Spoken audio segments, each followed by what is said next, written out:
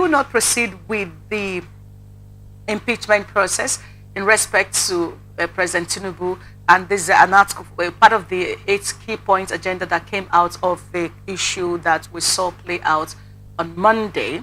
The question is, if indeed the governor has done anything that is impeachable, committed offenses that are impeachable, which is constitutional for you as a lawmaker and a speaker of the assembly to go ahead with, if now, and the president comes to say, do not go on with the process, are we not looking at the constitution of Nigeria being eroded by those in authority, from the states, the Mr. President, to the lawmakers themselves?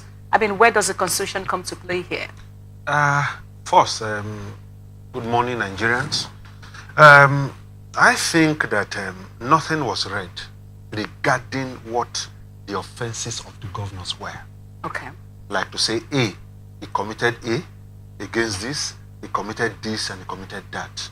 It was a process that was shrouded in secrecy. And so if they are withdrawing it, they had not made that known to the public to say, this is what the governor had done. And so I as an advocate, I sit back to watch event and say, okay, the peace accord they had in Abuja was real. And so let's see how these stories unfold. Maybe one day we'll get to know what the governor committed or he didn't commit. But as of today, it was a process that was initiated and a process that was withdrawn. Okay. But no tangible thing that you would attach to say this is what the governor or whether the deputy governor had done. Nothing on the table. Interesting that you took it from this angle, which is very critical as a matter of fact. But let's look at the indices.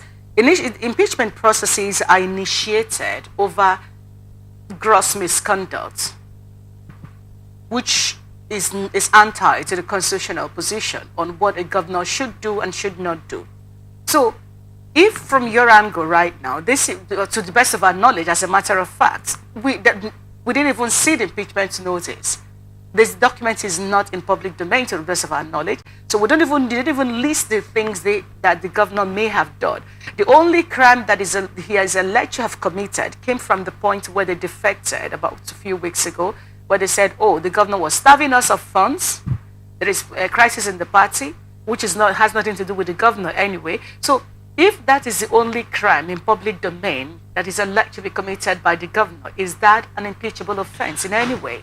It's on record, first, that the current speaker of the Rivers State House of Assembly is his second term in office. He was in office when the independence of the legislatures were brought to them and they rejected it. It's on record that the Rivers State House of Assembly among the states that agreed to the independence of the legislature, the Rivers State House of Assembly rejected it. So on what ground are you going to now punish the governor to say that funds were starved? What funds were starved? It is not an impeachable offense. It is not the governor. How? So I would want to restate here that I would go by the fact that it was a process that was initiated and a process that was withdrawn. All right. And the governor has not, as of today, to say these were the impeachable offenses that the governor has violated the state, the constitution. Nothing is on the table. All right, here is another angle to this. We'll take back to where my very first question on this, which is, if indeed there is an impeachment process that has been started, and that, constitutionally speaking, if someone commits a crime, because a governor commits a crime that is impeachable, he ought to be impeached.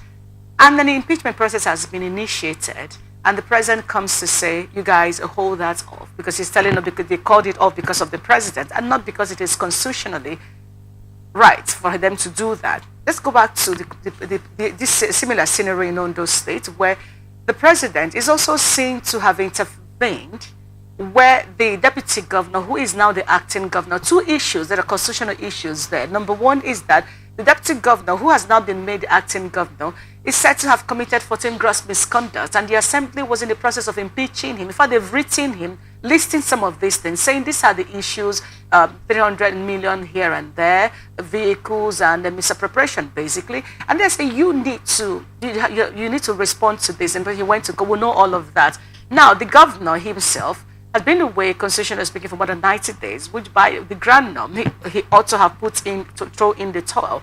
Put this side by side with the president's position in Rivers State and in Ondo State, and put the side of the Constitution, and then let's x-ray it and see what we make out of that. First, the Ondo scenario is totally different from what you have in Rivers State. True. But it's impeachment and constitutional involved. The Ondo scenario was that the alleged offenses were actually listed. Yep.